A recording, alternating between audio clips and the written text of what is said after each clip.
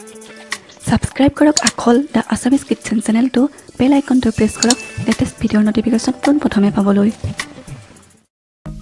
Hello everyone মোৰ আখললৈ আপোনালোক সকলোকে পুনৰবাৰ স্বাগতম জনাই আজিৰ ৰেচিপি ভিডিওটো আৰম্ভ কৰিবলৈ লৈছো আজি আপোনালোকৰ ওচৰলৈ খুবেই সুন্দৰ এটা ৰেচিপি লৈ আহিছো গতিকে আমি দেৰি নকৰি ৰেচিপিটোলৈ আগবাঢ়ো বলকচোন আজি মই বনাবলৈ লৈছো কোমোৰাৰ লগত হাঁহৰ মাংস আৰু এয়া মই 1 কেজি হাঁহৰ মাংস মেৰিনেট কৰি লৈ লৈছো আৰু মেৰিনেট কৰোতে দিছো মিঠাতেল নিমখ হালধি আৰু আদা নহৰুৰ পেষ্ট আৰু এয়া এটা ডাঙৰ কোমোৰাৰ এফাল কোমোৰা মই কাটি পেলাই লৈ লৈছো আৰু পিছখিনি মই ডাঙৰকৈ ৰাখিছো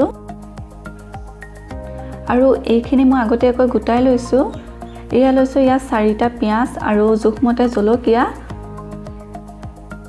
আৰু লৈছো দুটা আলু যেহেতু মাংস সৰহ আৰু কোমোৰাও দি মই আলু দুটা লৈছো আৰু এয়া লৈছো আদাৰ পেষ্ট এয়া নহৰুৰ পেষ্ট আৰু এয়া জালুকৰ গুৰি এতিয়া গেছত কেৰাহী এটা বহাই দি কেৰাহীটো গৰম হোৱাত দিছো জোখমতে মিঠাতেল বহুত বেছি ব্যৱহাৰ নকৰো যেহেতু হাঁহৰ পৰা তেল ওলাবই ইমানখিনি মিঠাতেল মই দি ললো এটা মিঠাতেলখিনি গৰম কৰি লম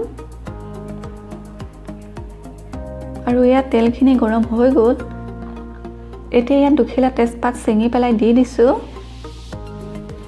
এতিয়া কাটি থোৱা পিয়াজ আৰু জলকীয়াখিনি দি দিছো হাই ফ্লেমত এইখিনি ভাজি থাকিম মানে পিয়াজখিনি ৰঙচুৱা নোহালৈকে হাই ফ্লেমত ভাজি থাকিম যেতিয়া পিয়াজখিনি ৰঙচুৱা হৈ আহিব তেতিয়া ফ্লেমটো মই কমাই দিম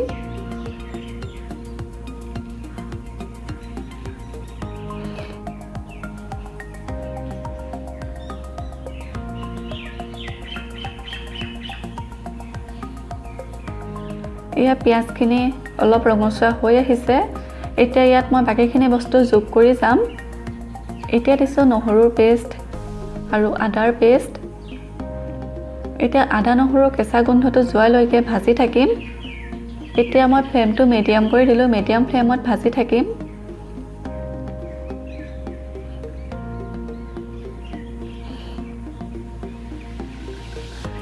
আদা নহৰুৰ কেঁচা গোন্ধটো যোৱাত এতিয়া দিছো জোখমতে হালধি মেৰিনেট কৰোতে যেহেতু হালধি দিছিলোৱে গতিকে এতিয়া অলপ কমাই দিছো পৰিমাণটো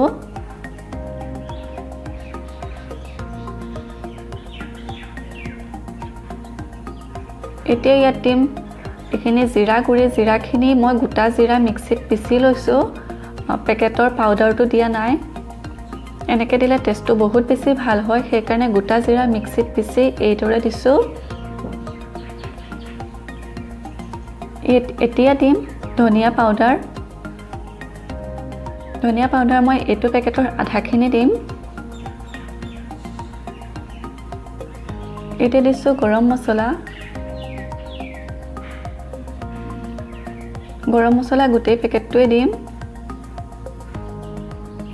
এবাৰ লৰাই দিছো যাতে লাগি না যায়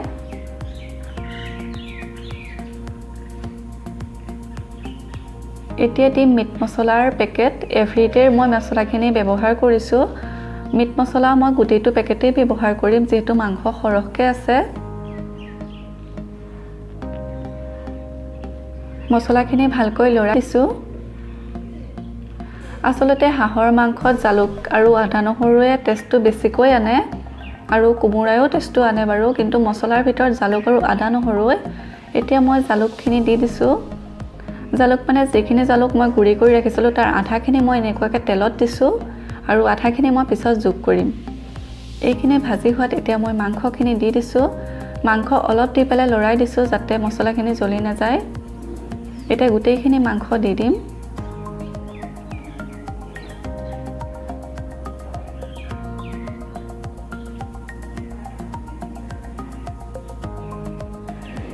গোটেইখিনি মাংস দি পেলাই এতিয়া ভালকৈ লৰাই দিম মছলাখিনিৰ লগত যাতে ভালকৈ মিহলি হৈ যায় আৰু মাংসখিনি দিয়াৰ পিছত মই ফ্লেমটো হাই কৰি দিলো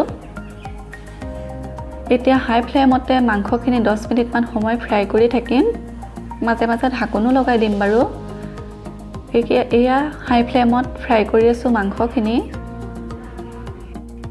হাঁহৰ মাংস খাই বেয়া পোৱা মানুহ হয়তো চাগে নোলাবই নহয়নে তাতে কোমোৰাৰ লগত বনালেতো কথাই নাই আৰু বেছি ভাল হয় টেষ্টটো আপোনালোকে বাৰু কিমান ভাল পায় কোমোৰাৰ লগত হাঁহৰ মাংস খাই জনাবচোন কমেন্ট কৰি এতিয়া এইখিনি মই ফ্ৰাই কৰি আছোঁ হাই ফ্লেমত। এয়া হাঁহৰ মাংসৰ পৰা তেল ওলাবলৈ আৰম্ভ কৰিছে আৰু মই ৰাখি থোৱা জালুকৰ গুড়িখিনি এতিয়া দি দিছোঁ। আকৌ লৰাই দিছোঁ জালুকৰ গুড়িখিনি দি পেলাই। আধা জালুকৰ গুড়ি তেলত দিলোঁ আৰু আধা এনেকৈ ফ্ৰাই কৰি থাকোঁতে দিছোঁ।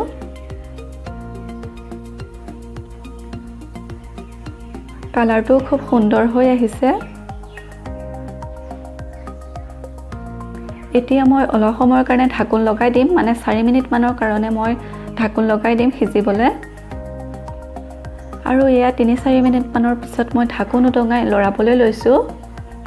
খুব ধুনীয়াকৈ ফ্ৰাই হৈ আছে মাংসখিনি। হাঁহৰ মাংসৰ পৰা ধুনীয়াকৈ তেল ওলাই আছে। আৰু এতিয়া আঘোণ মাহত হাঁহ হেনো তেলাল হয় বুলি কয়, গতিকে তেলটো ওলাবই বাৰু। ধুনীয়াকৈ ফ্ৰাই কৰি আছোঁ আৰু এতিয়া আকৌ ঢাকোন লগাই দিম অলপ সময়ৰ কাৰণে। এয়া আকৌ 3 মিনিটমানৰ পিছত মই ঢাকোন উদঙাই লৰাবলৈ লৈছোঁ। হাঁহৰ মাংস অলপ অলপ সিজি আহিছে। এতিয়া মই আলুখিনি দি দিছোঁ, মানে 2টা আলু কাটি ৰাখিছিলোঁ সেয়া দি দিছোঁ। আকৌ লৰাই দিছোঁ ভালদৰে। এতিয়া ফ্লেমটো মই মিডিয়াম কৰি দিছোঁ, যিহেতু হাঁহৰ মাংসখিনি 10 মিনিটমান সময় ফ্ৰাই কৰা হৈ গ'ল হাই ফ্লেমত। এতিয়া মই কোমোৰাখিনি দি দিছোঁ।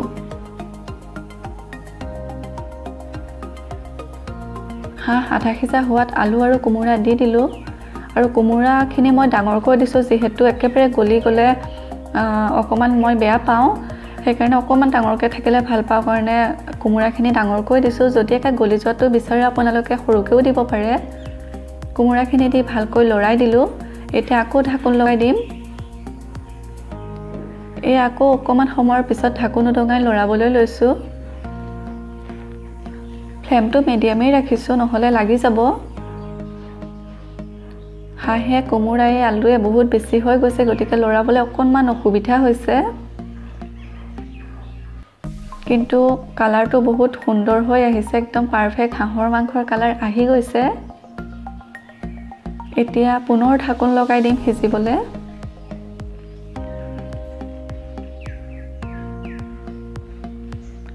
আৰু এয়া অলপ সময়ৰ পিছত আকৌ লৰাবলৈ লৈছোঁ। ধুনীয়াকৈ কোমোৰা, হাঁহৰ মাংস, আলু সিজি আহিছে আৰু তেল চাওকচোন কিমান ওলাইছে হাঁহৰ মাংসৰ পৰা। লৰাই দিছোঁ আকৌ।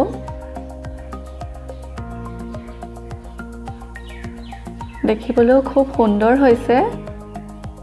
আপোনালোকে এই ধৰণেৰে এবাৰ বনাই চাবচোন, ইমানেই ভাল টেষ্ট হয় নহয়, আকৌ এবাৰ খাবলৈ বিচাৰিব। কোমোৰাও প্ৰায় সিজিলেই।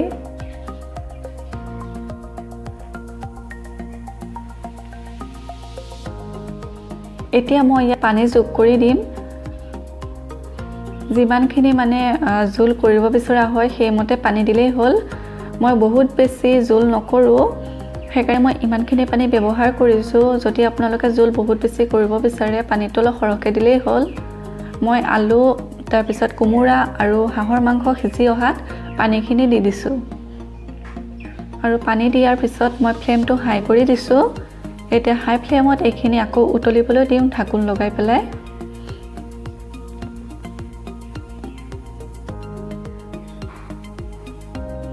আৰু এয়া 5 মিনিটমানৰ পিছত ঢাকোন উদঙাই চাইছোঁ। খুব সুন্দৰকৈ উতল আহি গ'ল। যিহেতু মই পানী কমাই দিছোঁ, বেছিকৈ উতলাবলৈ দৰকাৰ নাই, যিহেতু মাংস, আলু, কোমোৰা চব সিজি গ'ল। এয়া চাওকচোন কিমান ধুনীয়া হৈছে হাঁহৰ মাংসৰ কালাৰটো। আৰু জোলখিনিও ডাঠ হৈ আহিছে।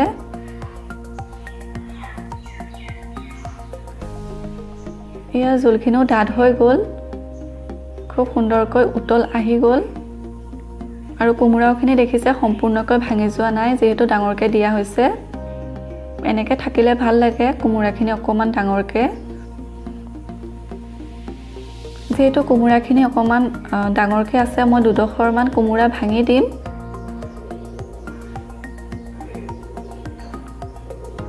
আৰু কোমোৰা ভাঙি দি পেলাই হৈ গ'ল। এতিয়া গেছ অফ কৰিব পৰা হৈ গ'ল আমাৰ হাঁহৰ মাংস কোমোৰাৰ লগত। আৰু এয়া ৰেডি হৈ গ'ল আমাৰ কোমোৰাৰ লগত হাঁহৰ মাংস চাকচন কালাৰটো কিমান সুন্দৰ হৈছে কে পাৰফেক্ট হাঁহৰ মাংসৰ কালাৰ নহয়নে দেখিতো খাও খাওই লাগিছে আপোনালোকৰ লাগিছেনে বাৰু গতিকে ৰেচিপিটো চাই কেনেকুৱা পালে আপোনালোকে জনাবচোন আৰু যদি ভাল পালে তেনে লাইক কমেন্ট আৰু শেয়াৰ কৰিবলৈ নাপাহৰিব আৰু আপুনি যদি চেনেলটো নতুন তেনে সাবস্ক্ৰাইব কৰি দিব আৰু কাষতে থকা বেল আইকনটো প্ৰেছ কৰি অল কৰি দিব যাতে আহিব লগা নতুন ৰেচিপিৰ ভিডিঅ'ৰ নটিফিকেশন সমূহ সোনকালে পায় আকৌ এটা নতুন ৰেচিপি লৈ অহাৰ প্ৰতিশ্ৰুতিৰে আজিলৈ বিদায় ধন্যবাদ